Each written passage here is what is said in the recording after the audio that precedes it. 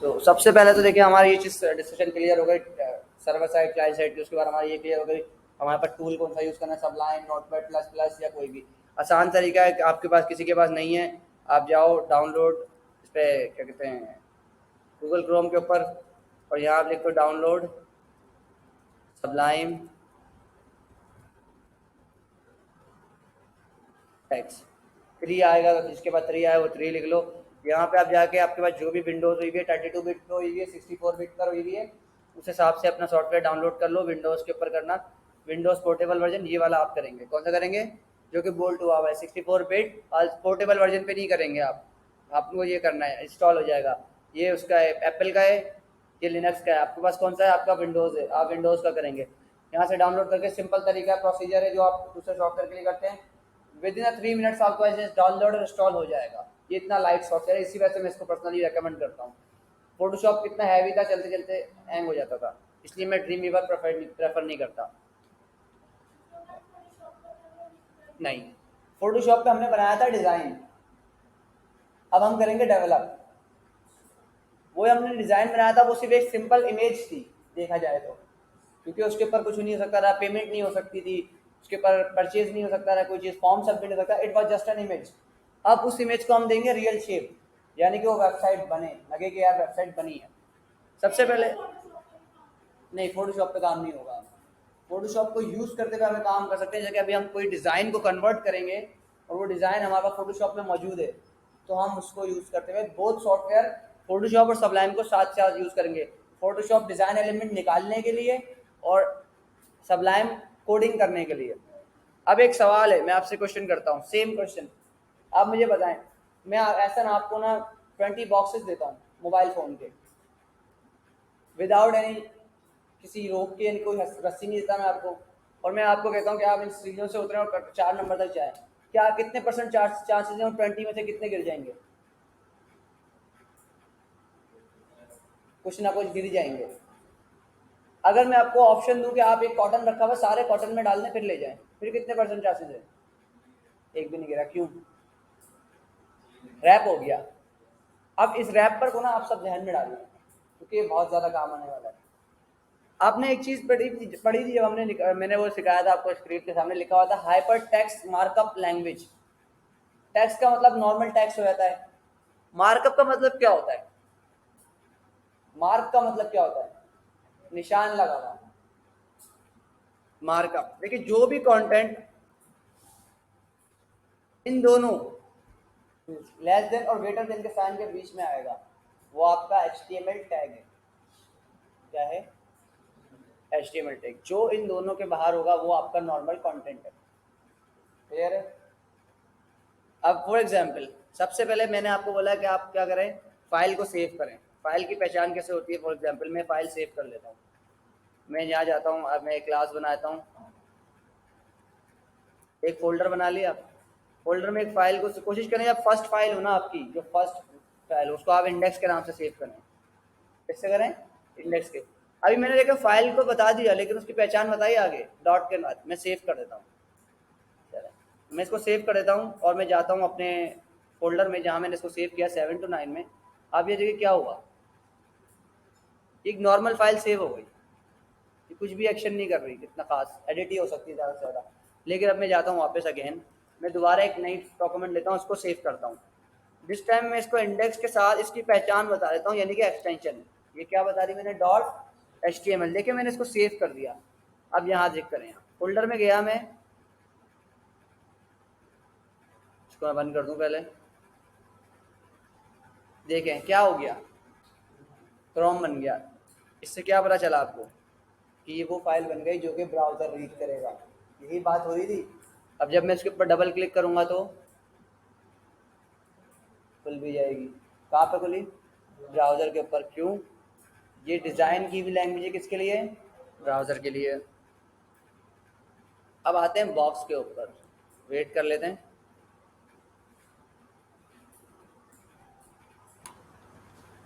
जो भी टैग आपका आएगा ना, देखिए सबसे पहले आपका टैग होता है HTML। मैंने इसको क्लोज किया और ओपन किया, उसको क्लोज कर दिया। मोस्ट ऑफ द टैग्स के ना क्लोजिंग टैग ज़रूर होते हैं। देखिए क्लोजिंग टैग में और ओपनिंग टैग में क्या फ़र्क है, मुझे बता सकता है कोई? सिर्फ और सिर्फ बैक स्लैश का फ़र्क है।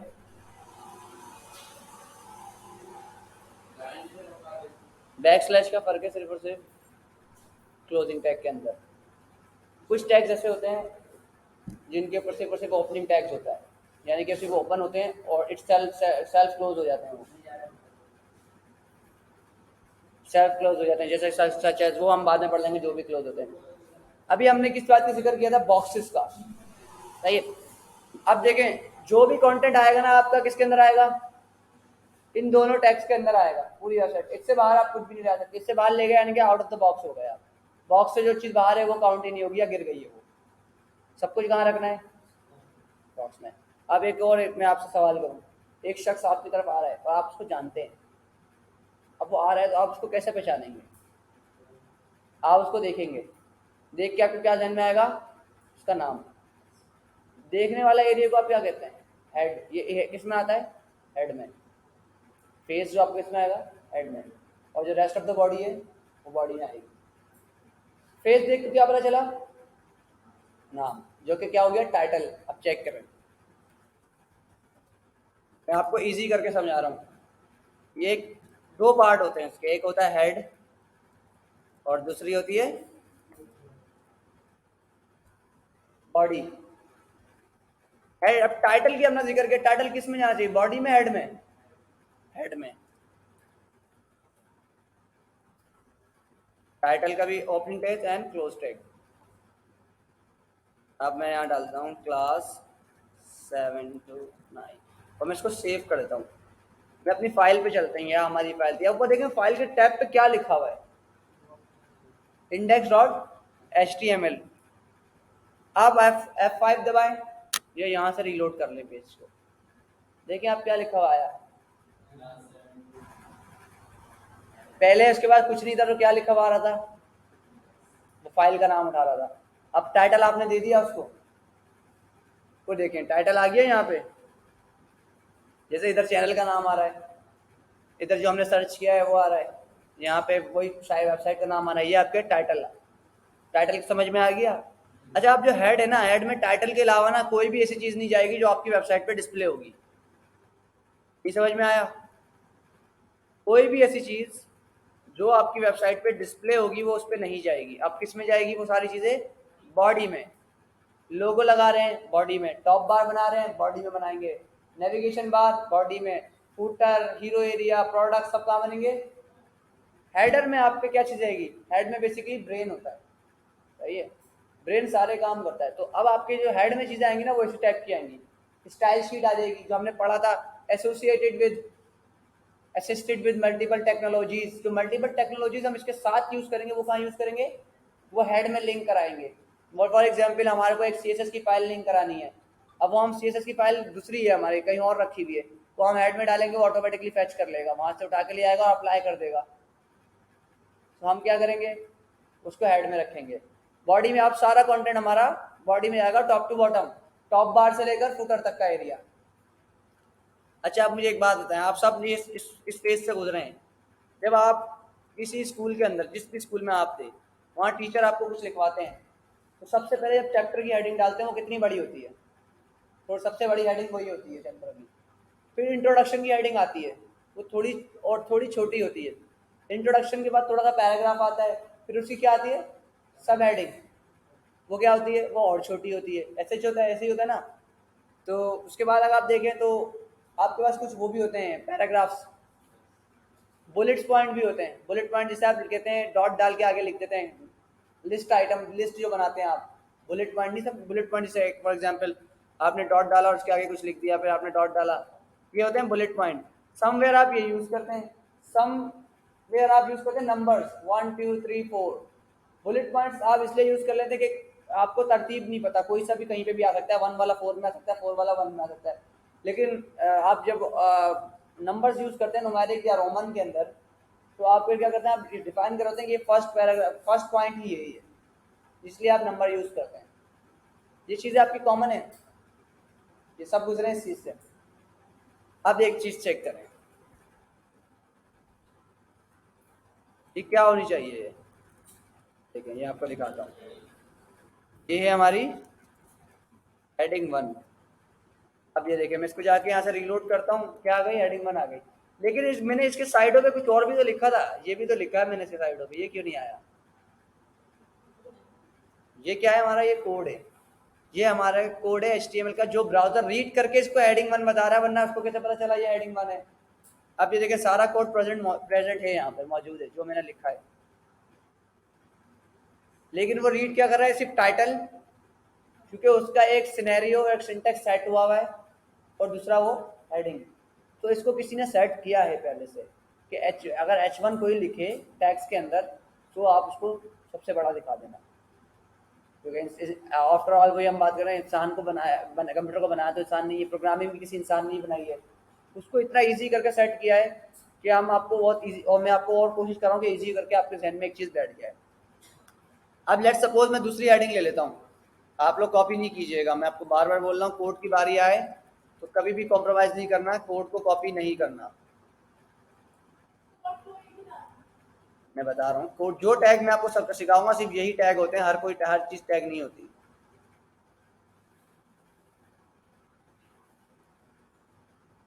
हर चीज़ का एक डिज़ाइन डेजिग्नेटेड टैग है। जैसे कि हेडिंग 1 का टैग जो है आपका है कौन सा, H1। टाइटल के लिए आपने डाला टाइटल, हेड के लिए आपने डाला हेड, बॉडी के लिए आपने डाला बॉडी, और H2, H3, H4, H5, H6 ये आपने डिफरेंट टैग्स यूज किए। ये ऑलरेडी डेजिग्नेटेड टैग्स हैं, यही आपने यूज करने हैं। आप अपनी तरफ से H7 नहीं बना सकते, क्योंकि H7 एग्जिस्ट नहीं करता। जब सबसे जो बड़ी हेडिंग होती है, बिगेस्ट हेडिंग, वो कौन सी होती है, H1, और the smallest one is H6। सो आप H7 यूज नहीं कर सकते, इवन दो कि आप H0 भी यूज नहीं कर सकते, अगर किसी के माइंड में आए। क्यों यूज नहीं कर सकते? क्योंकि आपके पास यही 6 हेडिंग्स मौजूद हैं ऑलरेडी। ऑटोमेटिकली उसने ईच एंड एवरी को छोटा करके, छोटा छोटा करके कर दिया नहीं किया? हमने तो नहीं बताया कि इसको HTML को, ये छोटे, इसका फॉन्ट साइज छोटा करो, वहां तो हम फॉन्ट साइज बता रहे थे, इसने ऑटोमेटिक कर दिया। क्यों? क्योंकि ऑलरेडी सेट हुई हुई है हेडिंग्स। क्लियर हुआ? हर हेडिंग का साइज सेट हुआ। फॉर एग्जाम्पल, अब जैसे कि हम पैराग्राफ बनाते हैं, तो पैराग्राफ का फर्स्ट पैराग्राफ को अगर आप स्पेल आउट करो तो फर्स्ट कैरेक्टर क्या है उसमें, तो टैग क्या होना चाहिए, पी होना चाहिए। ये मेरा किसका टैग आ गया, पैराग्राफ का टैग आ गया मेरा।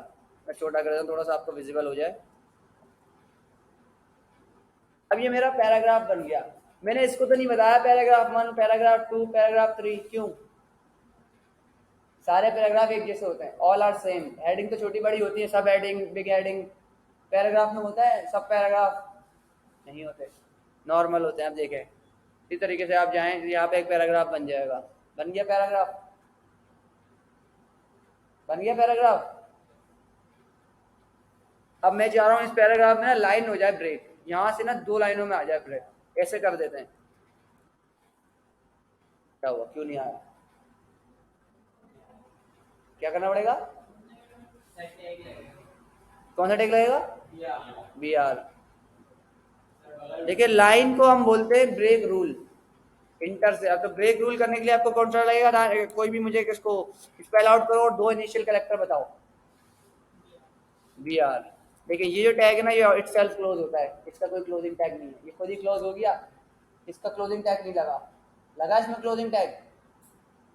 2 टैग नहीं है, सिर्फ 1 में क्लोज हो गया। मैं इसको ये इसको हटा दें, रीलोड करता हूँ, ब्रेक हो गई लाइन। अब जितनी मर्जी मेरे को ब्रेक करनी है, 2 दफा ब्रेक करनी है, 3 दफा, उतने जगह में टैग लगा दूँ।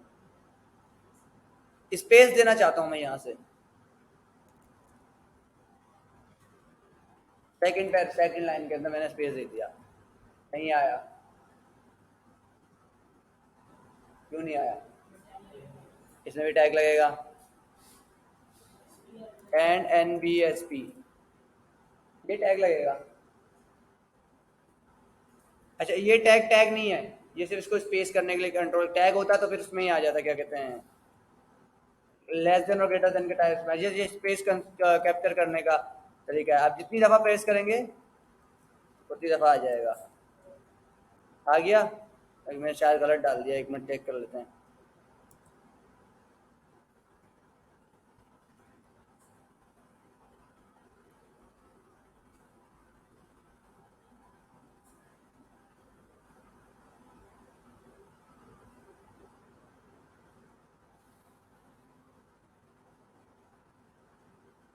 ये रहा।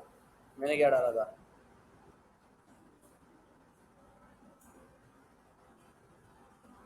NBSP। अच्छा, मैंने डॉलर डाल दिया, मेरी गलती, मैंने डॉलर डाल दिया, मेरी गलती है, मैंने एन डालना था। मैं यही चेक कर रहा था कि कलर चेंज क्यों नहीं हुआ। तो भी टैग HTML के होंगे ना, आप देखें ऑटोमेटिकली कलर चेंज हो रहा है उसका। नोट की किसी ने ये बात? अब देखें 2 3 4 5, मैं 5 टाइम पेज करता हूँ और उसको पेज को रीलोड कर देता हूँ। कितना स्पेस आ गया? 5 टाइम स्पेस आ गया। समझ में आ रही है कितना इजी होता चला गया? आप क्या आप कोई भी चीज़ बना रहे हैं, जिससे बना रहे हैं, आप कोई मुझे बताए। हेडिंग 1 मैंने बता दी, टाइटल मैंने बता दिया, पैराग्राफ भी मैंने ही बता दिया आपको। अब जो लिस्ट होती है ना, जो हम दो लिस्ट की हमने बात की थी, एक थी ऑर्डर क्या कहते हैं बुलेट पॉइंट वाली, एक थी न्यूमेरिक पॉइंट वाली। जो बुलेट पॉइंट वाली होती है ना, हम उसे कहते हैं अनऑर्डर लिस्ट। क्या कहते हैं? Unordered list. क्यों? क्योंकि उनका कोई ऑर्डर नहीं होता, कोई तरतीब नहीं होती उनकी। कोई भी चीज़ ऊपर नीचे आ जाए, ये मैं ऑलरेडी बता चुका हूँ। और जो बुलेट पॉइंट वाली होती है, इवन तो वो रोमन रोमन काउंटिंग में हो या किसी चीज़ में भी हो, वो अलग मैटर है। लेकिन इसमें 1 2 3 4 5 बुलेट आ रहे हैं न्यूमेरिक पॉइंट, इसका मतलब उनके ऑर्डर हैं, तो उसको हम क्या कहेंगे? Order list. अब अनऑर्डर लिस्ट का टैग बताओ आशिफ। अनऑर्डर लिस्ट है, अनऑर्डर लिस्ट, इन दोनों का इनिशियल वर्ड क्या है?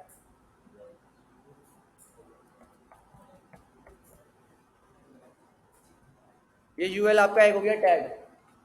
अब दूसरी चीज, ईच जो आप बना 5 आइटम डालना चाह रहे हैं बुलेट में, 5 बुलेट पॉइंट्स आपके पास मौजूद हैं। हर जो है, हर एक जो बुलेट पॉइंट है वो आपका लिस्ट आइटम है। क्या है? List item. तो अब क्या बनेगा टैग? क्या बनेगा? वो टैग ही तो पूछ रहा हूँ, लिस्ट थोड़ी लिख दूंगा। एल के आगे LI, लिस्ट आइटम। कॉपी कर लेता हूँ मैं यहाँ से और यहाँ पेस्ट कर देता हूँ, और 3 टाइम इसको कॉपी पेस्ट कर देता हूँ ताकि जल्दी आपका कवर हो जाए। नहीं, आप यहाँ देखें, आप में से मुझे कोई बताया, आप दोनों में से ऑर्डर लिस्ट के लिए क्या करेंगे? OL, और अंदर अंदर की इसको चेंज कैसे करेंगे? अंदर वाला यही रहेगा, चेंज होगा? LI चेंज होगा, यही रहेगा? यही रहेगा। क्यों रहेगा यही? List item. अच्छा, लेकिन जो चीज़ मैं जिस हिसाब से क्लोज कर रहा हूँ उसी हिसाब से बंद भी कर रहा हूँ। जो एलिमेंट जिस चीज़ के अंदर रख रहा हूँ उसी के अंदर बंद कर रहा हूँ। फॉर एग्जाम्पल, HTML मैंने यहाँ क्लोज किया है, ओपन किया है, तो यहाँ एंड पे क्लोज किया है। हेड के फौरन बाद मैंने बॉडी ओपन किया है, तो बॉडी मेरा हेड यहाँ। अब जैसे कि मेरा H1 यहाँ मैंने हाथ किया, इसके अंदर मुझे दूसरा कोई काम नहीं था, मैंने हाथ किया क्लोज कर दिया। अब यूएल के अंदर मैं जा रहा हूँ कि अब देखो, अगर मैं इस LI को इससे बाहर निकाल दूंगा ना यूएल से, तो फिर वो इस वाले यूएल का पार्ट नहीं रहेगी। अगर मैं इसको इस वाले यूएल का पार्ट रखना चाहता हूँ तो मुझे कहाँ रखना पड़ेगा? इसके अंदर रखना पड़ेगा। जैसे फॉर एग्जाम्पल मैं इस वाले LI को इससे निकाल देता हूँ,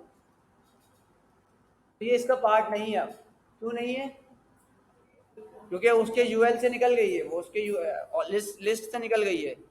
या मैं इसको यहाँ से निकाल देता हूँ और यहाँ डाल देता हूँ और सेव कर देता हूँ फाइल को। 1 2, लेकिन ये क्यों बुलेट में आया? ये तो बाय डिफॉल्ट बुलेट है, इसलिए आया। बाय डिफॉल्ट बुलेट है ये, इसकी वजह से नहीं आया कि हमने यहाँ पे डुल रखा हुआ था। बाय डिफॉल्ट LI जो है बुलेट लिस्ट आइटम होता है। अब वो पड़ा हुआ है, इसको कोई वैल्यू नहीं, जब भी देखिए वो कॉर्नर पे भी चला गया लेफ्ट साइड से, क्योंकि ये इसके टैग से बाहर आ गया है। टैग से बाहर आ गया तो क्या हो गया? आज़ाद हो गया, फ्री हो गया। आज ये कार्ड मुक्त, यानी कि बॉक्स से बाहर आ गया, ये गिर गया, लॉस्ट एलिमेंट हो गया ये। इसलिए मैंने सबसे पहले क्लास के स्टार्ट में किसकी एग्जांपल दी थी? उस बॉक्स की, कि आपने जो बॉक्स खोला है, जो आइटम जिस बॉक्स से निकाले हैं वो उसी बॉक्स में वापस जाएंगे, अदरवाइज आपको वो आइटम बाद में ढूंढने में बड़ा मसला आएगा। अगर ये आप किसी और की वेबसाइट पे काम कर रहे हैं, अपनी कोड, अपना खुद का किया हुआ कोड तो आप खुद कर लेंगे। कितना क्लियर हो गया यहाँ तक का? आप इजी है ना ये तो HTML। ये इतनी इजी है कि आप उसको समझ के करेंगे ना, आपको और ज़्यादा खुद इजी लगेगी, आप आगे से आगे करके लाएंगे। अब वहाँ चलते हैं, डॉक्यूमेंट्स बनाए कोई से भी इसी तरीके से। रेज्यूमी बना लें, CV जिसे आप कहते हैं, सर्कुलम बिटाए।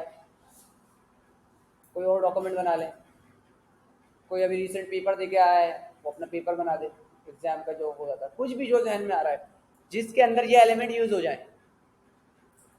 क्लियर हुआ? कोई क्वेश्चन किसी का भी नहीं है?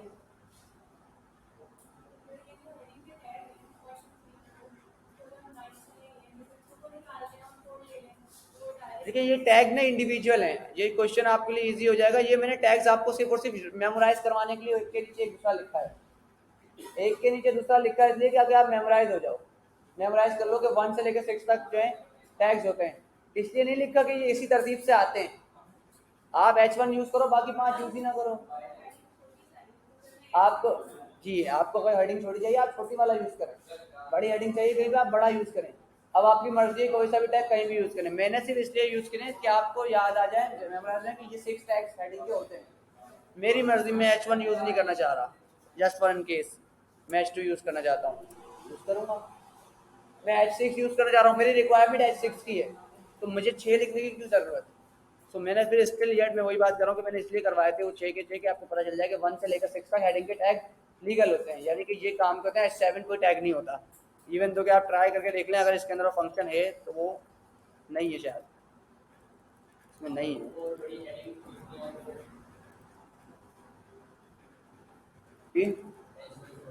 H1 से बड़ी हेडिंग नहीं होती। हम उसको जो बड़ा करना होगा वो हम करेंगे CSS के अंदर। जैसे कि अभी आप देखें हेडिंग के अंदर तो हमारा फॉन्ट भी सेरिफ आ रहा है, सेंस सेरिफ लगाना था हमने, तो ये हमें तो ये फॉन्ट भी नहीं चाहिए, हमें तो वेबसाइट ऐसी बनानी है, इस तरीके की वेबसाइट बनानी है। और इसमें और कितना फ़र्क आ रहा है इसमें। अभी तो हम इसको इस जैसा बनाएंगे, उसके लिए हमें ज़रूरत पड़ेगी CSS की, जो हम पहले पढ़ के आए मतलब हम पढ़ के आए थे कि असिस्टेड लैंग्वेज है जो हम इसके साथ यूज़ करेंगे। दूसरी लैंग्वेज कौन सी थी? जावा स्क्रिप्ट, जो jQuery हम इसके साथ यूज़ करेंगे, तो एक वेबसाइट का कंप्लीट पेज आपके सामने आएगा। अभी सिर्फ हम सिर्फ इसके टैग्स को समझ रहे हैं। इसके सिर्फ ये कुछ टैग्स मैंने आपको इसलिए बताएं ताकि आप इनको याद कर लें। इसके बहुत सारे टैग्स और होते हैं और हर टैग्स के एट्रीब्यूट भी होते हैं। टैग्स और के जो एट्रीब्यूट होते हैं वो हम बाद में पढ़ेंगे, ठीक है? जब तक के लिए इसको यहीं रखते हैं। और किसी का कोई क्वेश्चन तो नहीं है?